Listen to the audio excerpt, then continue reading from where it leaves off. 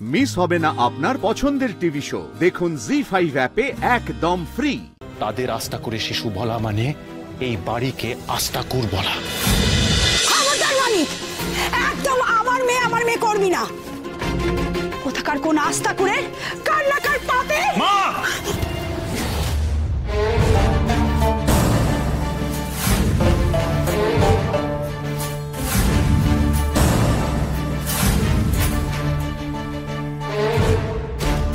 যথেষ্ট হয়েছে।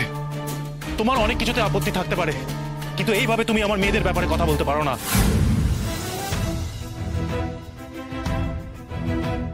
তারা আস্থা করে শিশু নয়, তারা আমার সন্তান। তাদের আস্থা করে শিশু বলা মানে আমাকে বলা। তাদের আস্থা করে শিশু বলা মানে এই বাড়িকে আস্তাকুর বলা।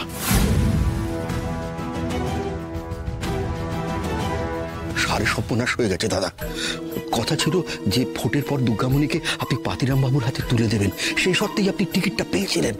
কিন্তু এখন মানে নিজের নাতনিকে কিভাবে অপরের হাতে তুলে দেবেন কিছু ভেবেছেন কি নিয়ে? আর কি করে ভাববো? ভাবার কি কোনো উপায় আছে নাকি?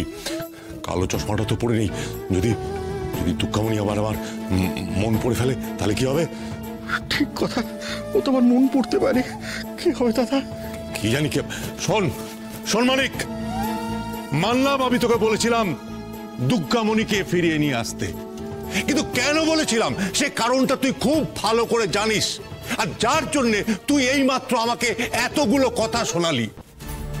দেখ মানিক, তোকে আমি বলেছিলাম ধরে আনতে, কিন্তু আইন প্রক্রিয়ার দ্বারা মেয়ে করে বেঁধে আনতে বলিনি। এখন এখন আমার ওপর দোষারোপ করছিস, তাই না? না বাবা, আমি তো সে কথা বলিনি। আমার যেটা ঠিক মনে হয়েছে আমি সেটা করেছি, আমার যেটা মন চেয়েছে আমি সেটা করেছি। বাকি কথাগুলো তোমাকে বোঝানোর জন্য বলেছিলাম। আহা গো, আমার ছেলের কথা শোনো। ওর মন বলেছে তাই জন্য ওখানে নিয়ে এসছে। ঠিক আছে, তোর মন বলেছে তুই তাই করেছিস, কিন্তু এবার আমার মন বলছে এইগুলোকে ঝেঁটিয়ে আমি বিদায় করব। মা দাঁড়াও।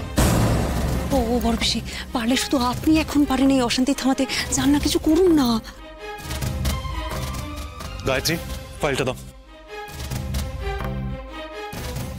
এখানে সব কাগজপত্র আছে। এ নিয়ে কথা বলা এখন অর্থহীন। চাইলে আমি বিদায় করে দিতে পারবো না ওদের, কারণ এটার সাথে এখন আইন জড়িয়ে আছে। তুই পারিস না, কিন্তু আমি পারি।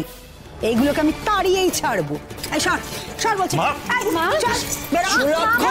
সুরক্ষণা পাগলামো করো না, না বুঝে শুনে এত চেঁচিও না। এবার একটু থামো। ও তো বলেছে যে আইন অনুযায়ী ও কাগজপত্র সই করে ওদের দায়িত্ব নিয়েছে। এখন তুমি গলা ফাটালে কি হবে? তোমাকে মেনে নিতে হবে, নবীনকেও মেনে নিতে হবে যে ওরা এ বাড়ির সদস্য। এসব এসব তুমি কি বলছো দিদি? এই চৌধুরী বংশে এসব কোনোদিন ঘটেনি। দেখ, অনেক বংশ করেছিস। ওরা আজকালকার ছেলে মেয়ে, ওরা এসব বংশ মানে না।